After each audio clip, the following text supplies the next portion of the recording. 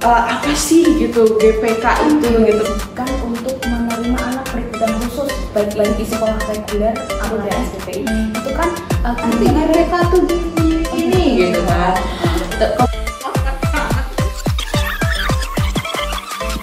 Warahmatullahi wabarakatuh. Salam sejahtera bagi kita semua. Selamat datang di podcast PLB, podcastnya Ortopedagog Muda.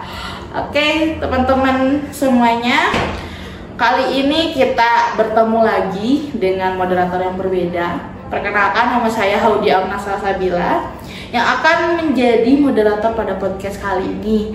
Nah, kali ini saya gak sendiri nih. Di sini ada ibu yang sangat cantik ya. Boleh saya perkenalkan dulu, ini adalah namanya itu Ibu Hanifah Nur Aini SPD, betul? Betul. Nah, mungkin boleh menyampaikan namanya dulu dan mungkin sekarang di mana gitu Bu, atau mungkin say hi dulu. Perkenalkan, nama saya Hanifah Nur Aini SPD. Saya merupakan guru pendidikan khusus di SLB Islam Kotrunada dan saya juga sambil di SMP Negeri 3 Imogiri, salah satu pendidikan sekolah inklusif yang menjalankan inklusif seperti itu. Oke. Nah, tadi ada di spill dikit guru pendidikan khusus ya, guru pendamping khusus. Nah, mungkin itu gak asing ya teman-teman bagi teman-teman PLB ya gitu. Yang mungkin nantinya ada apa ya, salah satu pekerjaan lah ya dari mahasiswa PLB itu menjadi guru pendamping khusus. Nah, tema kali ini kita akan membahas terkait guru pendamping khusus. Gitu. Jadi seluk-beluknya nih kita langsung wawancara kepada guru bersangkutan yang memang menjadi guru pendamping khusus.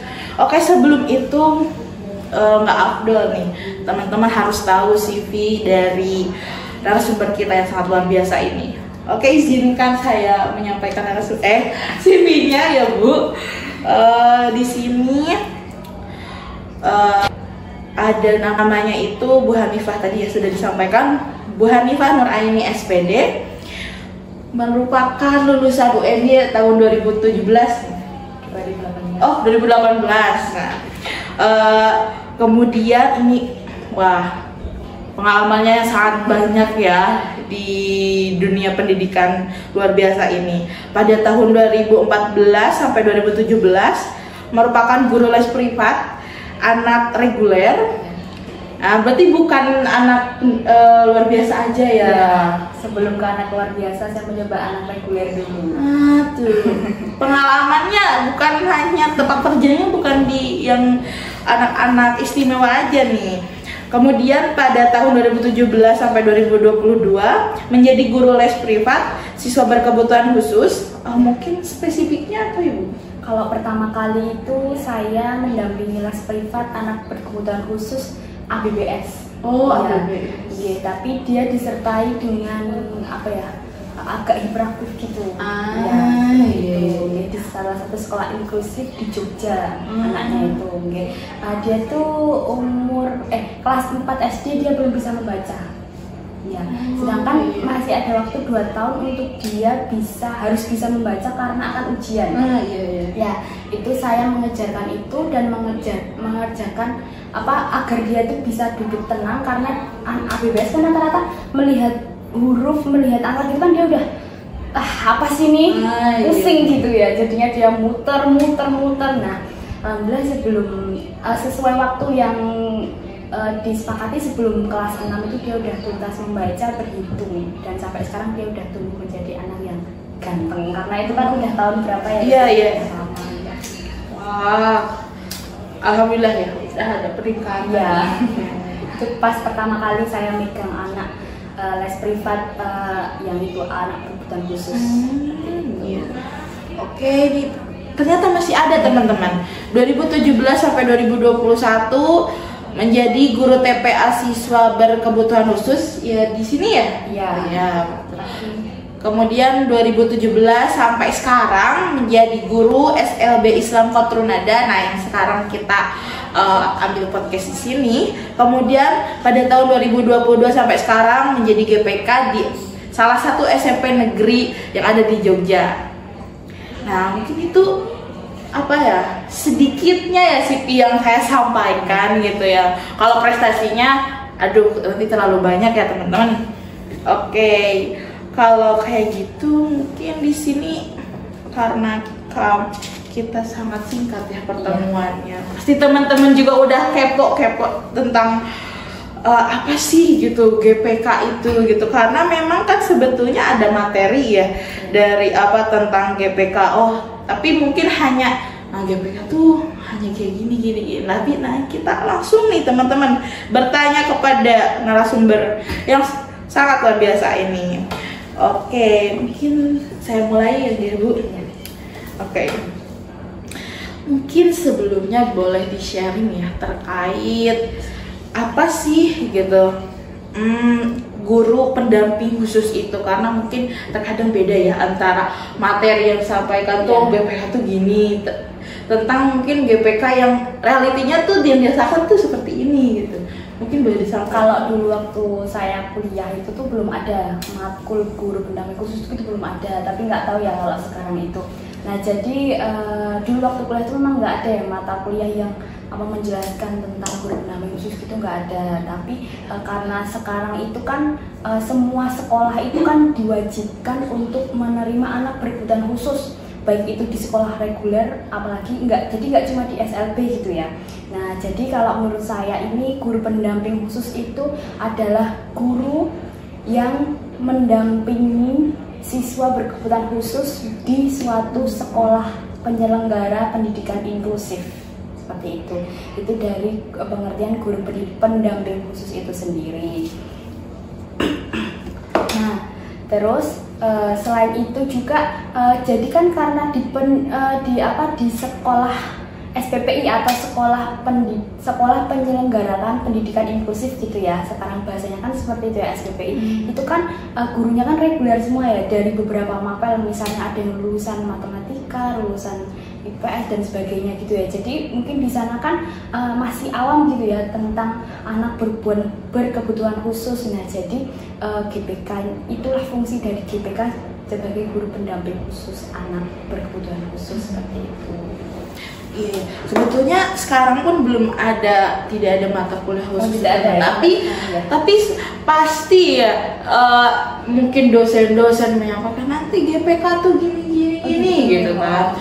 Kemudian juga mungkin biasanya di PKKMP di awal tuh pasti diminta untuk membuat peta konsep apa nanti prospek kerja mau jadi apa. Nah, salah satunya adalah GPK. Nah, mungkin teman-teman apalagi nih teman-teman maba masih awam terkait GPK itu apa. Ternyata ini ya teman-teman. Oke, kita beralih ke pertanyaan selanjutnya. Nah, boleh diceritakan Ibu bagaimana sampai bisa menjadi GPK gitu, alurnya gitu dari waktu awal setelah lulus nih gitu, akhirnya menjadi GPK. Sebelumnya itu kan saya kan tidak langsung setelah lulus langsung menjadi GPK ya. Jadi setelah lulus kan saya berkecimpung di SLB dulu. Nah ternyata karena mungkin semakin tahun kan semakin diketahui banyaknya siswa berkebutuhan khusus, dan itu nggak bisa semuanya langsung dimasukkan ke SLB ya. Karena kalau misalnya semuanya dimasukkan SLB, tentu SLB akan beludak gitu ya, akan penuh ya kan ya, karena banyaknya itu. Nah jadi setiap sekolah baik itu negeri baik itu swasta itu wajib menerima, tidak boleh menolak anak berkebutuhan khusus, karena itu kan sistemnya kayak diskriminasi gitu ya, seperti itu. Nah jadinya ya kita ini setelah ada aba-aba itu dari pusat, jadinya saya nggak cuma saya, ada rekan-rekan saya juga itu diminta untuk setiap SLB itu tolonglah membantu SPP itu, sekolah yang menyelenggarakan pendidikan inklusif itu, untuk terjun membantu di SPP itu untuk menjadi GPK. Nah kalau di Bantul itu kan seminggu 1 kali ya. Nah itu kita dari PLB yang jurusan PLB itu diminta untuk itu. ya seperti itu alurnya. Nah kita kan juga wah kasihan ya, kita tuh kalau dia semua anak ABK itu dimasukin di SLB nggak muat ya, apalagi anak ABK yang dia masih bisa dikejarkan akademiknya, tapi dia kan berarti masih bisa inklusif ya, cuma mungkin dia emosinya yang masih labil atau perilakunya yang mungkin harus dikontrol gitu ya. Jadinya ya kita ini yang ikut membantu SPPI tersebut, jadinya kita seminggu sekali diminta untuk menjadi GPK di setiap sekolah yang menyelenggarakan SPPI itu. Seperti itu. Jadi ya kita ada rasa wah kasihan ya, kita juga kan sebagai guru lulusan PLP tentunya ya juga harus mempunyai rasa itu ya. Jadi kita juga membantu di SLB, tapi kita juga membantu di sekolah SPPI itu yang menyelenggarakan pendidikan inklusif seperti itu. Mungkin apalagi sekarang tuh di Jogja tuh memang dapat dikatakan sekolah inklusifnya itu sangat banyak ya. Iya, itu Jogja di Bantul juga kayaknya semuanya, karena ya itu yang nggak boleh menolak. Iya, itu. Iya. Mungkin itu juga kalau dari dari sekolah yang SPPI tempat saya yang saat ini saya di tempat situ, itu tuh dikatakan itu belum semua dites. Kalaupun semua dites mungkin ada bahkan lebih banyak dari itu. Ya pasti. Ya lebih banyak dari itu, mungkin yang slow learner tingkat ringan atau IQ yang di bawah rata-rata itu banyak. Iya. Ya seperti itu. Iya betul. Itu memang belum terdeteksi semuanya. Iya. Wah, jadi gitu ya teman-teman.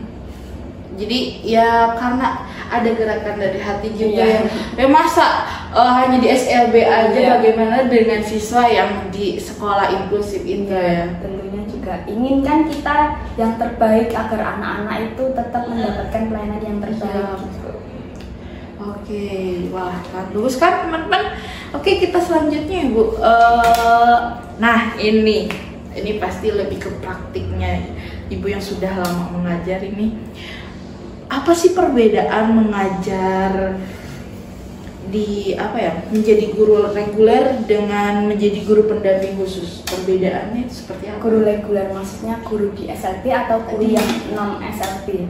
Ya di non SLB. Oh, non SLB, oke. Kalau misalnya perbedaannya ya ini antara guru berarti yang nggak ABK sama yang di inklusif gitu atau yang mungkin kemudian juga kan ibu kan sempat menjadi les privat yang sisa reguler. Nah itu mungkin perbedaannya di sana. Kalau misalnya saya mengajar anak-anak yang kelas reguler, itu kan mereka dengan karakteristik yang bermacam-macam ya. Meskipun dia nggak ABK tapi kan yang teriak kenceng-kenceng ya dijelasin, nanti dia udah capek ya udah dia ketegasannya kayak belum nggak diabaikan gitu ya. Misalnya ayo anak-anak kita banyak ramenya gitu ya, tapi kalau anak-anak yang ABK itu kan dia kan lebih paham, oh ternyata tuh kalau misalnya aku kayak gini tuh aku salah, karena kita kan beri pengertian ya. Itu lebih enak anak-anak yang berkebutuhan khusus kalau menurut saya yang di inklusif. Cuma kalau misalnya yang di sekolah SPP itu, yang di sekolah inklusif itu kan anak-anaknya karena dia tuh gabung sama siswa yang reguler ya, jadinya dia tuh udah mau manut, tapi karena terkontaminasi sama siswa yang itu ya, jadinya ya dia kayak ikut-ikutan gitu. Ya biasa. Berarti pada dasarnya anak-anak reguler juga pasti kenakalannya juga ya. Oke, berarti ya sebetulnya mirip-mirip aja ya, cuma lebih kepada mungkin nanti strategi anak berkebutuhan khusus itu mungkin seperti apa gitu. Pada dasarnya itu karakteristik anak sewajarnya anak ya. Oke. Tapi sebenarnya kepatuhan terhadap anak ABK sama anak reguler itu sebenarnya lebih enak anak ABK, karena kita udah punya kunci dari satu anak ABK itu, karena kan setiap ABK kan punya caranya sendiri-sendiri ya. Mungkin si A ini nggak bisa dengan cara digetak, misalnya kamu tuh, dia langsung down, besok lagi dia mutung gitu kan. Ya tapi kalau misalnya anak ini sama-sama ABK tapi emang dia tuh cara mengondisikannya dengan cara tegas gitu ya, dia akan tunduk.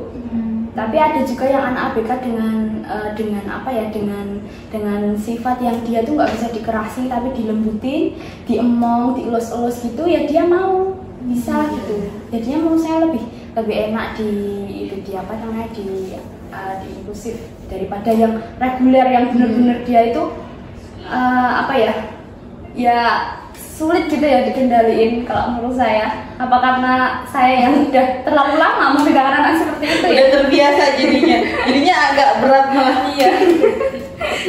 Tapi mungkin apa ya, tingkat keras kepalanya juga berbeda. Iya, benar. Egonya kan lebih ini. Kalau anak ABK mungkin kita kan sebagai pendidik ABK gitu ya, kita udah tahu nih kalau anak seperti ini tuh cara mengatasinya seperti ini karena dia punya gangguan ini, jadi kan kita lebih paham gitu ya menurut saya daripada anak yang reguler.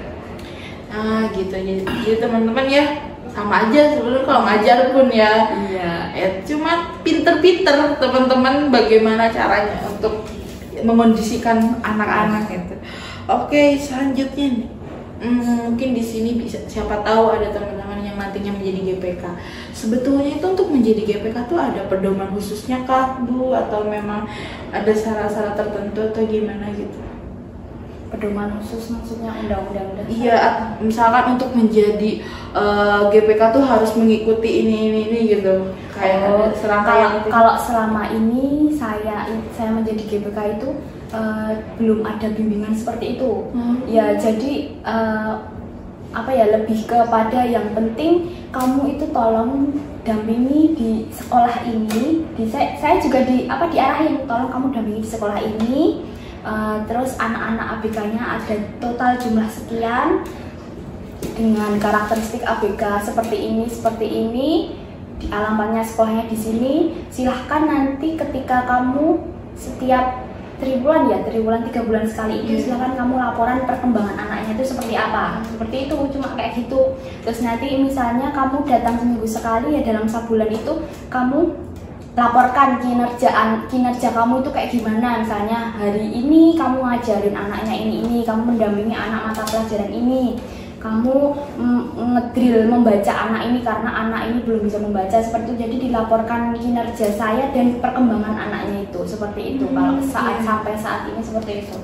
Berarti untuk seperti SK juga berarti tidak ada untuk. Kalau SK ada. Oh, SK ada. Cuma misalnya nanti peraturan yang apa ya, nanti ini ya kamu wajib ini juga belum ditekankan banget. Oh iya, belum ditekankan banget. Tapi kurang tahu ya kalau misalnya di kota, karena kan saya di area Bantul. Oke. Nah, ternyata SK ada, cuma memang ya pedoman itu hanya itu mungkin ya, arahan untuk ya udah mungkin laporan nanti gitu. Iya, laporan kinerja saya sebagai guru pendamping khusus dan laporan perkembangan anak yang saya bimbing selama ini gitu. Oke, baik. Nah, ini ada pertanyaan terkait ini. Bagaimana sih Bu menentukan strategi pembelajaran yang tepat gitu untuk anak itu yang mungkin Ibu tangani khusus menjadi GPK-nya gitu? Strategi pembelajaran ini tentu saja kalau misalnya menjadi guru pendamping khusus kan kita ngikut si guru mapel itu ya, karena kan kita bukan guru mapel nih ya. Jadi misalnya guru mapel itu sedang menjelaskan apa, kita jelaskan ke anaknya di belakang. Kalau anaknya belum paham, kita pakai metode lain, tapi yang hasilnya sama nanti ketemu. Misalnya matematika ya, anak itu belum bisa tuh luas persegi panjang ya, karena apa? Karena anak itu belum bisa perkalian ya, kita ajarkan penjumlahan dulu ya. Memang lama prosesnya, tapi akan nyampe sama hasilnya seperti itu. Tapi nanti ya intinya kan kalau GPK itu kan mendampingi ya, guru pendamping ya. Jadinya apa yang diajarkan kita harus bisa mengejarkan agar tidak menjadi ketertinggalan si anak ABK tersebut. Seperti itu. Jadi memungkinkan nggak sih Bu kalau misalkan yang disampaikan di kelas itu misalkan tentang ya tadi rumus-rumus bangun ruang misalnya, Iya. tapi anak itu belum sampai ke sana, berarti materi yang disampaikan yang mungkin ditemani sama ibu tuh belum materi itu.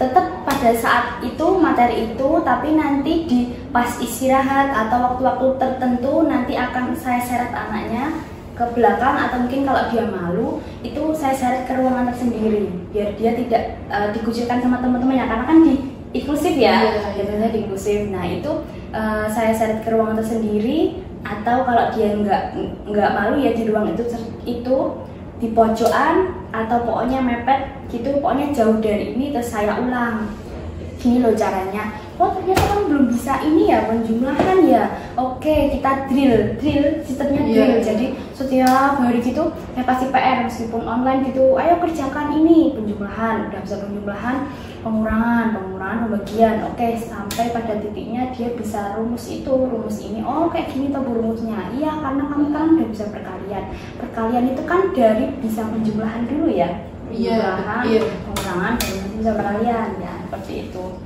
Oh, jadi sebetulnya tetap gitu siswa tuh mengikuti pembelajaran Karena gitu. tentunya kalau di sekolah inklusif itu kan kurikulumnya ini ya sama ya. Iya. Dia harus satu semester itu materi ini selesai ya, semuanya harus selesai. Nggak ada yang nggak ada yang nanti yang ini nggak apa-apa. Tapi guru tersebut kan tahu ya kalau anak ini inklusif ya. Saya sampaikan dulu, mohon maaf ini ternyata si anak ini tuh belum bisa. Nah itu terus gurunya, oh iya tuh mbak, saya malah nggak tahu gitu. Karena mungkin ya karena fokusnya si guru itu kan ke semua ya. Beda kalau saya kan ke beberapa siswa inklusif ya, karena sebagai guru pendamping inklusif kan ya, jadinya saya sampaikan seperti itu. Oke nanti akan ini ya saya kasih keringanan agar dia bisa mengajarkan materi ini, tapi dengan syarat seperti ini gitu. Oke bu, saya akan membantu. Nah saya kolaborasi dengan si guru mapel itu seperti itu. Iya. Jadi pada tadi kan ya, siswa tetap belajar dengan materi yang sama, namun mungkin nanti di akhir ada penguatan lagi gitu yang mendampingi lagi gitu. Oh ternyata saya pikir tuh, akhirnya saya tahu. Tapi gitu memang ketika pembelajaran itu ya anak tuh ya sebisanya aja gitu, diajarinnya nggak ngikut sama yang lain. Enggak, tetap anak kan, karena kalau di inklusif itu kan memang nggak yang berat banget ya, jadi masih bisa dikejarkan. Cuma mungkin nanti pas ujian saya minta ibunya untuk keringanan untuk si beberapa anak ini. Nah keringanannya apa? Mungkin nanti saya minta ke ibunya suruh soalnya sama, cuma angkanya tuh dirubah dikit, agak di bobotnya terus nanti mungkin KKM-nya juga nanti agak dibedakan lah dari yang anak-anak normal pada umumnya. Oh seperti itu ya. Ternyata ya hanya bobotnya mungkin tingkat kesulitannya diturunin gitu mungkin ibu itu guru itu tahu, oh ternyata ini inklusif ya. Kadang tuh juga saya tuh miris ketika di inklusif itu ya, oh ternyata anak ini belum bisa baca ya mbak gitu. Iya bu, maksud saya malah nggak tahu ya, berarti itu guru bahasa Indonesia. Kan saya juga ya Allah kasihan banget. Terus ya udah setiap saya ke situ saya drill baca, terus saya kasih buku yang latihan membaca jilid 1 sampai jilid 6 itu saya sodorkan, karena kan saya cuma ke inklusif seminggu sekali ya. Saya kasih ke anaknya itu, tolong nanti kamu bilang ke orang tua atau ke kakakmu untuk mendengarkan, karena saya juga cuma seminggu sekali di situ. Saya sistemnya voice note gitu. Jadi nanti kan ada yang belum bisa baca loh, kelas 2 SMP loh belum bisa baca. Kan kasihan banget. 2 SD. Enggak, 2 SMP belum bisa baca kan kasihan banget ya. Dan itu besok harus bentar lagi kan mau ujian ya, otomatis ujian komputer kan sekarang pakainya itu harus bisa baca ya. Itu pun baru ketahuan kemarin karena dia itu siswa pindahan. Ya pindahan dari luar Jawa. Ya itu terus ya itu sistemnya ya kayak gitu, kita sodorin, karena ya guru mapel kan nggak mungkin ya kalau harus mengajarkan kayak gitu, karena kan dia udah kayak mungkin tugasnya banyak, dia harus bikin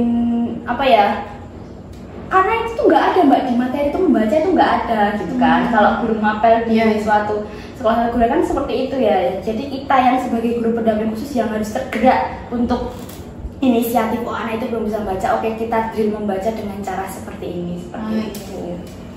Oke, nah mungkin tadi ternyata ada disinggung-singgung juga, ini belum ditanyakan, ternyata udah disampaikan juga terkait kolaborasi.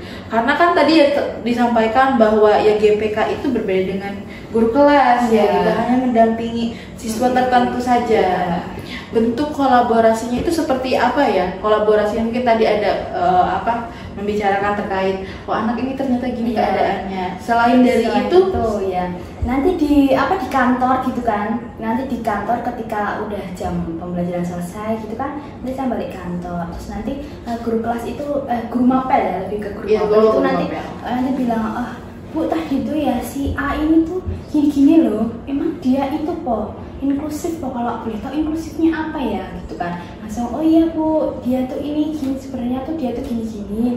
Nah mungkin dia itu coba Bu dideketin kalau misalnya dia itu belum paham. Kalau dia diem ditanyanya dia tuh belum paham gitu. Coba dideketin, tapi kalau tak deketin tuh dia tuh cuma ya sudah gitu.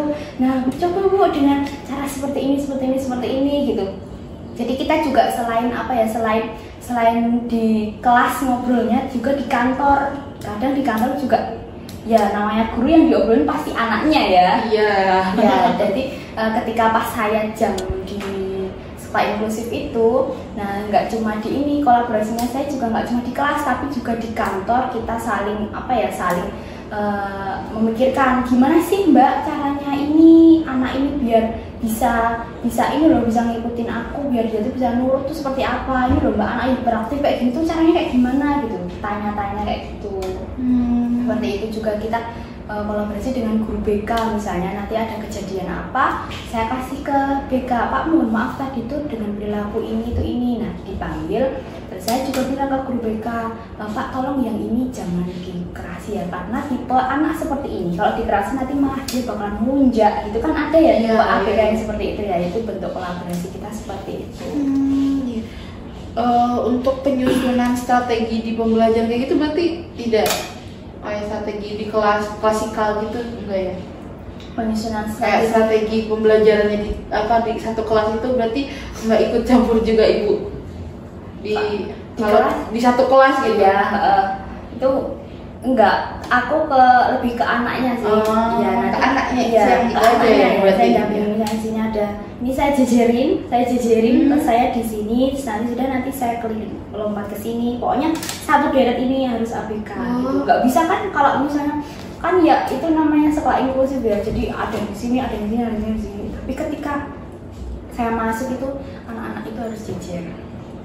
Biar gampang misalnya pas pelajaran apa gitu ya, nanti saya di sini, oke, gini saya jelasin, sudah paham, oke saya loncat ke sini, sini sama sini sudah loncat ke sini. Kalau belum ya saya mungkin agak lama di sini ya untuk loncat, tapi tetap seperti itu tahapannya agar bisa kena semua ya. Iya, karena kan ya karena GPK juga di sekolah itu cuma satu, tapi perbandingannya 1:48. Aduh. Berat juga ya. Tapi kalau itu 48 masuk SPB semua ya SPB-nya bludak ya. Karena sebenarnya itu kan masih bisa tertangani ya.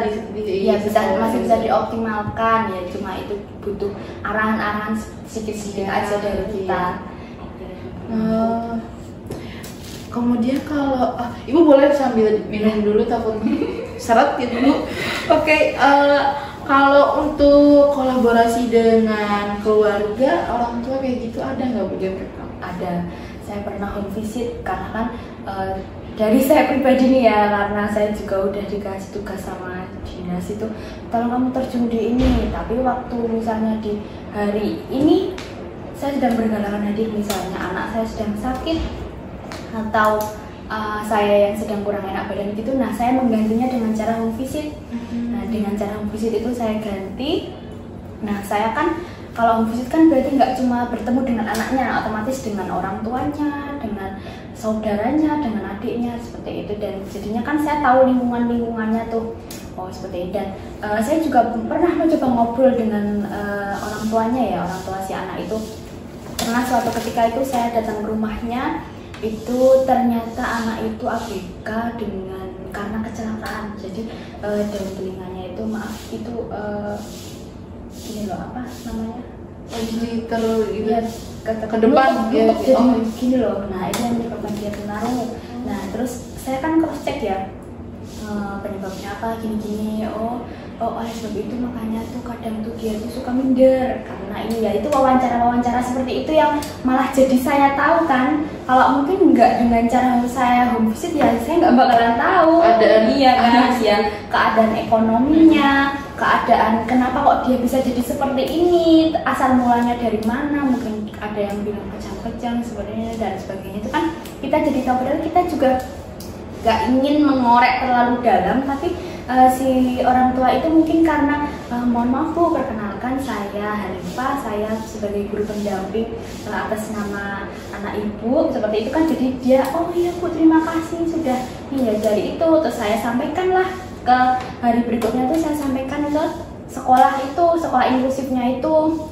Nah sekolah inklusifnya juga kaget, oh iya tuh saya malah baru tahu gitu.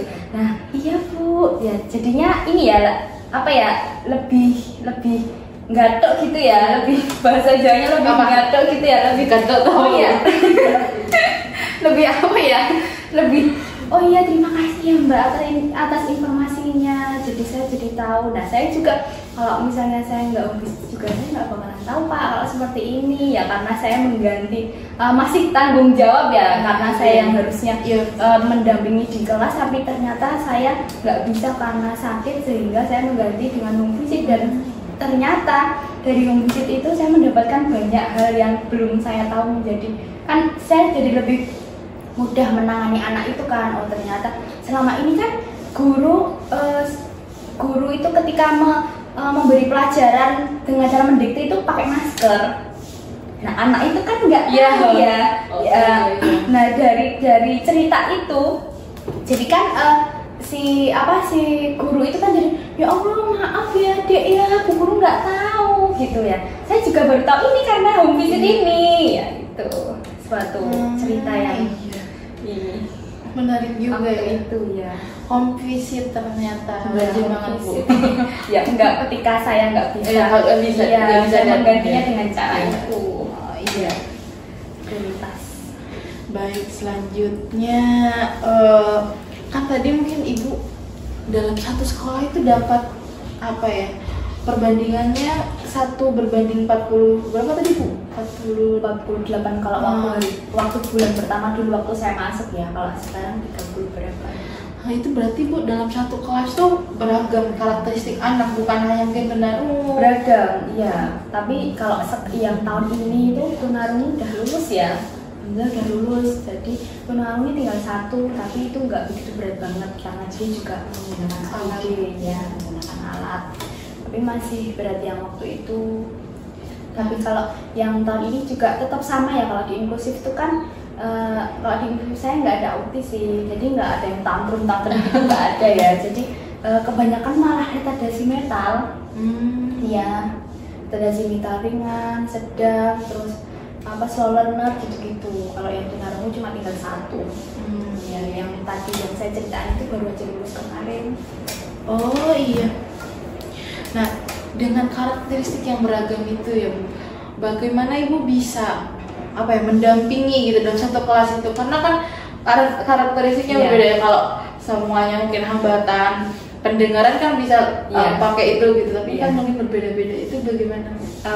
Saya kan kesana setiap hari Jumat ya. Itu kan kalau yang 5 hari kerja itu kan Jumatnya nggak cuma sampai jam 10 atau 11 ya, sampai jam 1 atau sampai jam 12 itu kan, karena plus sholat dan keputrian itu ya kegiatannya.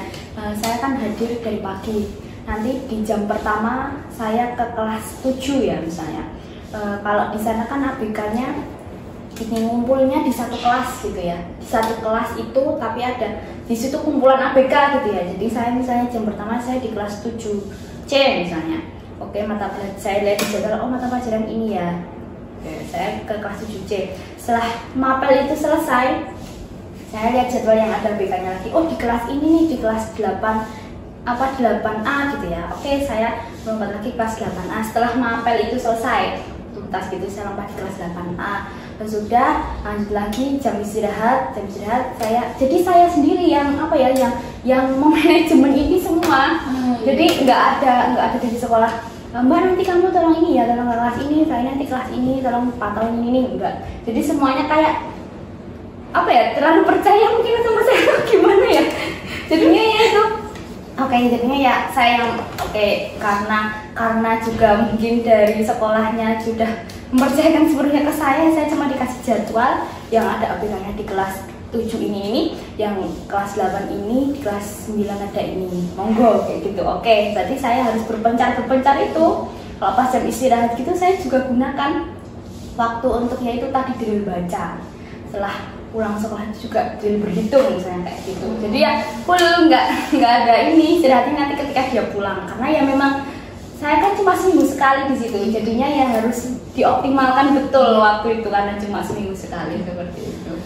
Wah, berarti ya Bu, ini tuh memang kasusnya itu hanya di sekolah ini saja yang memang GPK-nya hanya 1, atau memang rata-rata juga GPK itu masih terbilang sangat kurang karena ini ya apa ya, mungkin SDA-nya ya dari kan juga yang jurusan PLB kan cuma ada 2 ya, di UPY sama UPY ya kan yang di Jogja, PGRI ya? Iya, itu pun yang UPY kan masih baru kan, ya itu mungkin. Dan banyaknya anak ABK itu kan semakin tahun, mungkin kalau misalnya yang jurusan PLB setiap tahun bertambah 100-200 lah, kalau anak ABK bisa lebih dari itu, ya kan? Ya makanya itu, karena ini kemarin juga udah coba mengajuin lagi, cuma ya karena udah ada 1 ya udah itu dulu ya, mau gimana lagi karena memang belum ada. Kalau di kota mungkin banyak. Yang memang sekolah itu non sewu memang agak ke arah gunung gitu ya, dan katanya dari kepala sekolahnya sendiri itu daerah situ memang daerah yang memang angka untuk ABK teta desimeter itu memang banyak, angka kemiskinannya paling banyak gitu loh, paling tinggi, jadinya muncullah ABK seperti itu katanya kemarin ya, katanya kepala sekolahnya langsung, dan itu yang mengutarakan menurut data statistik yang diterima dari pusat itu seperti itu. Apa ada kaitannya seperti itu sehingga menjadi banyak ABK yang sekolah di situ, karena ya itu daerah sekitar, lingkungan sekitar itu yang onlinenya seperti itu. Oke, berarti ya memang rata-rata juga belum sebanyak itu ya guru ya GPK itu ya. Apalagi kan kita juga ditambah guru SLB, ya kan. Masuk mungkin rata-rata ke SLB juga. Iya, enggak, maksudnya kan jurusan PLB itu kan jadi kan berpencar ya. Iya, ada yang di SLB A, B, C, D, E. Belum lagi lulusannya daerah pulang ke rumah. Nah itu. Jadi sangat terbatas itu. Sedangkan kalau misalnya dipikir misalnya SLB se-DIY ya, jadi nggak cuma Bantul aja, ada Kota, Bantul, Sleman, Gunung Kidul, Kulonprogo, itu kan nggak cuma 1, iya kan? Nggak mungkin kan satu sekolah hanya ada 1 guru, kan nggak mungkin. Belum ditambah semua sekolah wajib menyelenggarakan pendidikan inklusif atau sekolah inklusif. Nah itu kan berarti kan ditambah lagi ya, minimal satu sekolah itu harus ada 1. Berarti dari total itu kan udah banyak banget harusnya kebutuhannya. Itu baru yang di Bantul, belum di Kota, Sleman, Kulonprogo itu kan pasti juga butuh ya, karena diwajibkan nggak boleh menolak gitu ya. Wah, memang saya juga agak kaget ya ketika di Jogja tuh, wah sebanyak ini ya gitu sekolah, entah SLB yang mungkin juga inklusif tuh memang menjadi sasaran juga. Itu nggak tahu ya kalau misalnya di luar Jogja akankah juga mewajibkan atau masih bisa menolak. Tapi kayaknya juga seluruhnya nggak boleh menolak karena sistemnya kayak diskriminasi gitu ya. Kalau di daerah saya di kota Tasikmalaya itu memang belum seinklusif ini gitu, karena SLB pun masih terbatas masih terbatas. Tapi memang ada beberapa sekolah yang memang sudah menerapkan kayak ya udah diterima tanpa, kalau memang masih bisa ditemani oleh guru reguler itu ya diterima. Namun ya itu karena memang kurang ya, daerah Jogja kan ada univnya sendiri kan yang ada jurusannya, tapi kan entah di kota mana kan memang nggak ada ya, di kota saya pun kan nggak ada. Jadi ya mungkin orang-orang yang kuliah mungkin di Bandung kan ada ya, di Bandung, di Jogja yang memang PLB barulah bisa apa yang menjadi guru di sana gitu. Setelah pendidikan itu ya. Untuk Jogja saja yang memang ada jurusannya ya masih kurang apa Itu pun yang di misalnya jurusan yang ada di Jogja ya, kuliah PLB jurusan di Jogja itu kan yang di Jogja kan nggak juga syarat seluruh mahasiswa angkatan itu di Jogja ya, maksudnya dari Jogja itu kan pasti dari daerah mana-mana kan. Nah, itu makanya ketika pulang ya udah habis lah. Oke, kita selanjutnya nih ya pasti ya Bu, dalam mungkin Ibu berkarir di menjadi guru ini pasti ada kendala, apalagi mungkin terkait apa ya mengajar di GPK tadi ya dengan banyaknya harus apa ya rolling ke sini. Nah, mungkin ada kendala yang apa ya sangat itulah dalam perjalanan karir Ibu ada kendala, dan bagaimana cara Ibu menanganinya? Kendalanya tentu saja di orang tua ya. Yang pertama di orang tua, karena kan orang tua ingin tuh anaknya yang terbaik gitu ya. Nah sedangkan kadang orang tua itu belum bisa memahami kondisi anaknya. Anak jenengan itu seperti ini loh Bu, dia itu apa ya sangat hebat, sangat luar biasa, sangat berbeda dengan anak-anak yang lain gitu. Tentu saja anak jenengan itu dengan kondisi seperti ini otomatis yang penting dia itu bisa sampai di titik ini aja sudah alhamdulillah, nggak usah muluk-muluk gitu. Tapi kan kadang keinginan orang tua itu melampau tinggi ya. Nah itu kadang kita sebagai guru pendamping yang berkolaborasi dengan apa ya dengan guru BK dan guru mapel jajarannya yang ada di sekolah inklusif itu, mas kita juga sudah mengoptimalkan sebisa mungkin dan semaksimal mungkin. Tapi lah apa daya ketika memang kemampuan anak hanya sampai di situ, tapi orang tua tetap ingin anaknya lebih ini. Nah kita juga ada sih titik frustasi ya, tentu saja kita juga ingin ya anak itu tuh berkembang pesat gitu ya, tapi wallahu alam karena memang kondisinya seperti itu ya kita juga ya kita mengumpulkan bukti-bukti dulu Bu, ini loh Bu anaknya itu sudah sampai saya ajarkan seperti ini dengan cara seperti ini, monggo bisa dilihat videonya.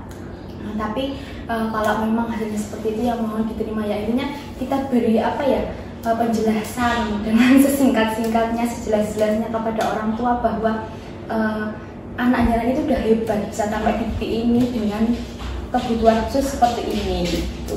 Kita beri penjelasan ke orang tua, itu yang pertama ke orang tua ya. Kemudian tantangannya ke guru mapel ya, karena tentu saja kan ada guru mapel yang sudah paham betul tentang anak ABK, maksudnya kok anak seperti ini tuh ya kita anulah toleran lah, jangan dikasih nilai dengan yang setara dengan anak normal gitu. Tapi tantangannya di sini tuh kita sebagai GBK itu si guru itu tuh kayak ra urusan, yang penting aku harus ngekei soal, ngekei materi, misalnya DE rasa ya DE can kurang digatekke gitu. Dan apa ya, emang dia itu kurang perhatian, kudunya ya dileske di rumah gitu, nggak seperti itu gitulah. Ada guru yang seperti itu, sehingga kita juga sebagai guru GBK mungkin ya kita juga memberi pengertian cara mengatasinya ke guru mapel tersebut bahwa Bu mohon maaf, dari hasil home visit yang saya peroleh si anak ini tuh ternyata tingkat ekonominya rendah, sehingga mungkin jika orang tuanya akan mengoptimalkan dengan cara misalnya mencari guru les mungkin akan kesulitan. Jika alangkah lebih baik misalnya diperbolehkan dan panjenengan kerso, misalnya nanti saya bilang ke ibunya monggo bisa tindak ke rumah panjenengan, ke rumah ibu guru mapel tersebut untuk belajar. Jadi anaknya yang datang ke ibunya untuk belajar agar dia bisa